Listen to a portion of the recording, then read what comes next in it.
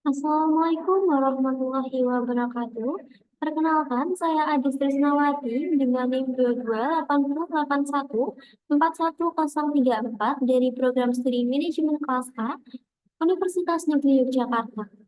Hari ini saya akan memaparkan presentasi mengenai laporan anggaran dari Krimitwise. Presentasi ini bertujuan untuk memberikan wawasan tentang bagaimana anggaran direncanakan, dialokasikan, dan dievaluasi sebagai alat strategis dalam mencapai tujuan perusahaan. Selama beberapa menit ke depan, saya akan membahas beberapa poin utama di antaranya sebagai berikut.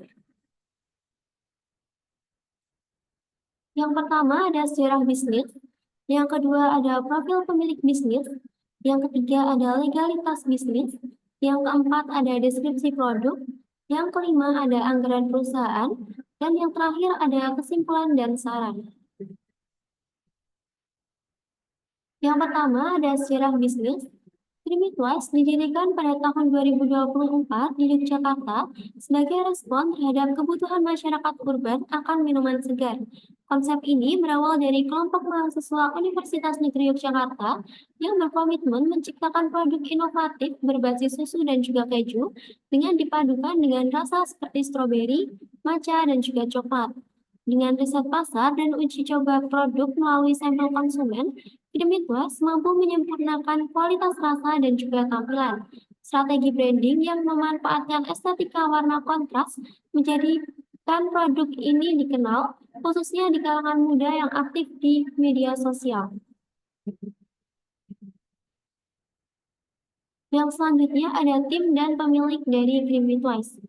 Yang pertama ada Chief Executive Officer oleh Adis Trisnawati. Yang kedua ada Chief Financial Officer oleh Diah Ayu Listiana.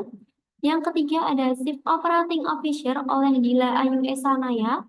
Yang keempat ada Chief Technology Officer oleh Nasya Falia Rahmawati. Dan yang terakhir ada Chief Marketing Officer oleh Nadia Aulia Zahrani. Selanjutnya ada legalitas bisnis dari Krimitwise. Sebagai bentuk perlindungan hukum, Krimitwise mendaftarkan elemen visual seperti banner dan logo sebagai hak kekayaan intelektual melalui DRPM UNY. Langkah ini memastikan desain grafis, warna, dan elemen kreatif lainnya tidak dapat ditiru oleh pihak lain tanpa izin. Legalitas ini menunjukkan profesionalisme dan meningkatkan kepercayaan konsumen terhadap merek dari Krimitwise. Selanjutnya ada deskripsi produk dari Krimitwise. Krimitwise menawarkan perpaduan susu dan juga keju dalam 3 varian rasa utama, ada varian coklat, stroberi, dan juga matcha. Setiap produk dirancang tidak hanya memberikan rasa lezat, tetapi juga pengalaman visual yang menarik. Tambahan topping seperti jelly menambahkan keunikan dari minuman ini, menjadikannya sangat instagramable dan berbeda dari kompetitor. Dengan inovasi rasa dan estetika produk, Krimitwise berhasil menarik perhatian konsumen muda di era digital. Selanjutnya ada anggaran perusahaan. Anggaran yang pertama ada anggaran penjualan. Berikut adalah anggaran penjualan dari Krimitwise periode Oktober hingga Desember tahun 2024 yang diperoleh jumlah penjualan sebesar 162 unit. Selanjutnya, berikut adalah proyeksi anggaran penjualan pada periode Januari hingga Desember tahun 2025 yang diperoleh jumlah keseluruhan sebesar 3.078 unit produksi. Selanjutnya ada anggaran produksi. Di sini kita menggunakan pola produksi bergelombang, di mana untuk unit produksi pada bulan Januari sebesar 106 unit, hingga bulan Desember sebesar 403 unit, sehingga diperoleh unit produksi sebesar 3.050 unit. Sedangkan untuk penjualan selama 1 tahun dari bulan Januari hingga bulan Desember sebesar 3.078 unit. Dan untuk tersedia jual, dari bulan Januari hingga bulan Desember sebesar 3.150 unit. Selanjutnya ada anggaran bahan baku. Yang pertama ada perkiraan penjualan. Di sini kita menggunakan 3 varian, ada varian stroberi, coklat, dan juga matcha. Untuk stroberi, perkiraan penjualan sebesar 4 unit dengan harga unit 15.000, persediaan awal 40 unit dan persediaan akhir 45 unit. Untuk varian coklat, perkiraan penjualan sebesar 18 unit dengan harga 15.000 dan persediaan awal 27 unit dan persediaan akhir 20 unit. Untuk varian matcha, perkiraan penjualan sebesar 5 unit dengan harga per unit 15.000 untuk persediaan awal sebesar 40 unit dan persediaan akhir sebesar 42 unit. Selanjutnya ada standar use rate atau SUR. Untuk 3 bahan utama ada susu full cream, keju, dan juga gula. Untuk varian stroberi, menggunakan susu full cream 1 liter, coklat 2 liter, dan matcha 1 liter. Untuk keju, varian stroberi ada 1 pieces, coklat 2 pieces, dan matcha 1 pieces. Untuk gula, untuk varian stroberi menggunakan 53 gram, coklat 75 gram, dan matcha juga 75 gram. Selanjutnya ada jumlah persediaan dan harga. Untuk susu full cream, persediaan awal sebesar 8 unit dan akhir sebesar 4 unit dengan harga per unit 17.165. Untuk keju, persediaan awal sebesar 13 unit, persediaan akhir sebesar 9 unit dengan harga per unit 11.875. Untuk gula, persediaan awal sebesar 1.000 gram dan persediaan akhir sebesar 797 gram dengan harga per unit 16.900. Selanjutnya ada anggaran produksi untuk 3 varian. Untuk varian stroberi ada 9 unit. Untuk coklat sebesar 11 unit dan matcha sebesar 7 unit.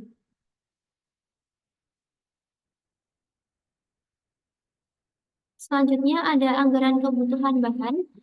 Untuk barangnya itu ada 3 varian, ada stroberi, coklat, dan juga matcha. Dengan susu full cream dibutuhkan sebesar 38 unit, keju dibutuhkan sebesar 38 unit, dan gula sebesar 1.827 gram. Selanjutnya ada anggaran pembelian bahan, di mana untuk susu full cream diperoleh total biaya pembelian sebesar 583.610, untuk keju sebesar 403.750, untuk gula sebesar 27.446.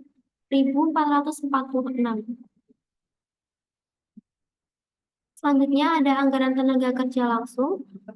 Di samping ada data produksi dari Krimiswas, di mana data produksi ini diperoleh dari proyeksi tahun 2025. Selanjutnya ada penggunaan jam tenaga kerja langsung per unit produksi dan tarif upah per jam. Di sini menggunakan satu proses. Untuk SUR dari varian stroberi sebesar 0,0667 DLH per unit, coklat sebesar 0,0583 DLH per unit, matcha sebesar 0,0583 DLH per unit. Untuk tarif upah per DLH-nya, untuk varian stroberi ada 9.000, coklat 8.500, dan matcha juga 8.500.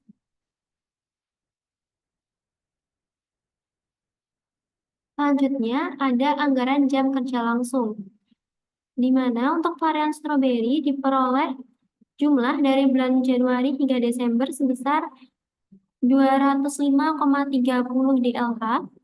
Untuk varian coklat diperoleh sebesar 179,45 DLH, dan untuk matcha diperoleh sebesar 179,45 DLH.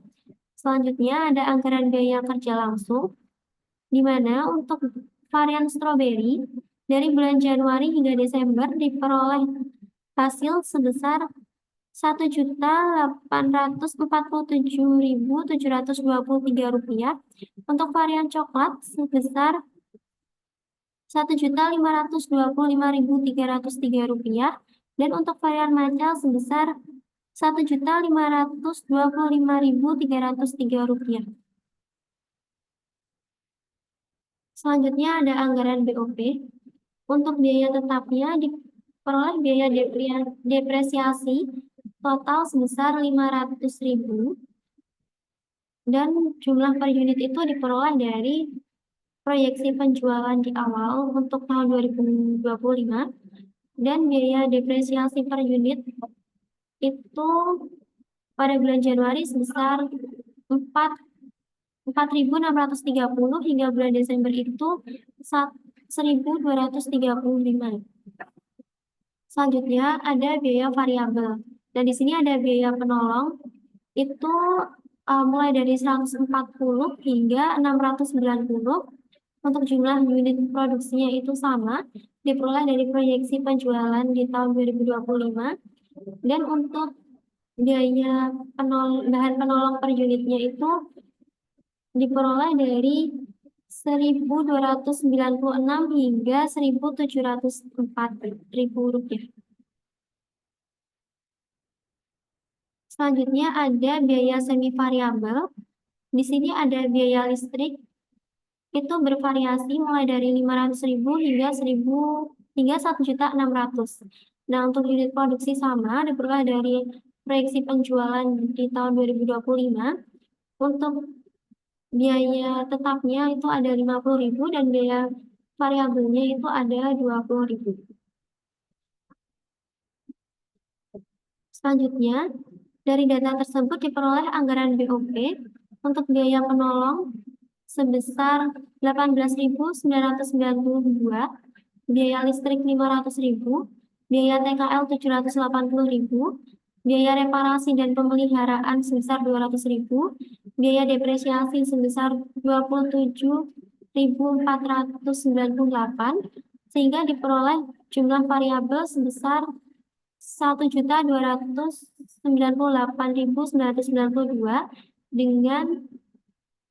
dan biaya tetap sebesar 227.498, sehingga total dari biaya variabel dan tetap sebesar 1.526.490. Selanjutnya ada tarif BOP untuk 27 unit. Tarif BOP variabelnya sebesar Rp48.110. Untuk tarif BOP tetapnya sebesar Rp8.425, sehingga diperoleh total tarif BOP sebesar Rp56.535. Selanjutnya di sini ada anggaran BOP per varian. Untuk anggaran stroberi dari bulan Januari hingga bulan Desember diperoleh nilai sebesar 11.589.675 rupiah. Sedangkan untuk varian coklat dan juga matcha sebesar 10.119.765 rupiah.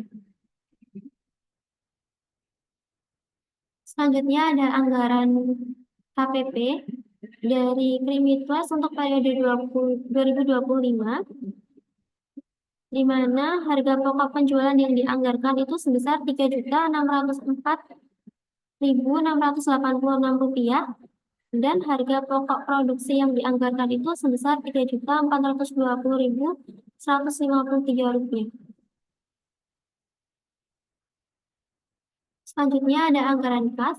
Di sini untuk periode Oktober hingga Desember tahun 2025, untuk bulan Oktober saldo akhir sebesar Rp4.005.757. Untuk bulan November ada Rp4.451.514 dan bulan Desember sebesar Rp5.017.271. Berikut adalah proyeksi anggaran kas dari periode Januari hingga Desember tahun 2025, di mana pada bulan Januari diperoleh saldo akhir sebesar Rp4.324, pada bulan Februari diperoleh sebesar Rp4.050, pada bulan Maret sebesar 4.119, mohon maaf, 4.196. Pada bulan April diperoleh saldo akhir sebesar 4.762. Pada bulan Mei diperoleh saldo akhir sebesar 5.748. Pada bulan Juni diperoleh saldo akhir sebesar 7.154. Pada bulan Juli diperoleh saldo akhir sebesar 8.980. Pada bulan Agustus diperoleh saldo akhir sebesar 11.226. Pada bulan September diperoleh saldo akhir sebesar 13.892. Pada bulan Oktober sebesar 16.978. Pada bulan November sebesar 20.484 dan bulan Desember sebesar 24.410. Selanjutnya ada kesimpulan dan saran. Kermitlas telah berhasil memproyeksikan anggaran operasional tahun 2025 dengan cermat mencakup anggaran penjualan, produksi, bahan baku, tenaga kerja langsung, dan biaya overhead.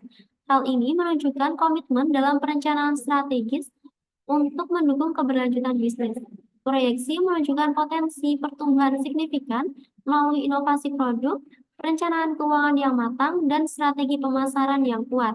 Keberhasilan tersebut dapat dioptimalkan dengan evaluasi berkala terhadap anggaran dan kinerja aktual menggunakan laporan keuangan sebagai alat monitoring. Selain itu, memperluas promosi digital dan diversifikasi produk berdasarkan umpan balik konsumen dapat memperkuat daya saing dan loyalitas pelanggan. Baik, sekian presentasi dari saya. Kurang lebihnya mohon maaf. Wassalamualaikum warahmatullahi wabarakatuh.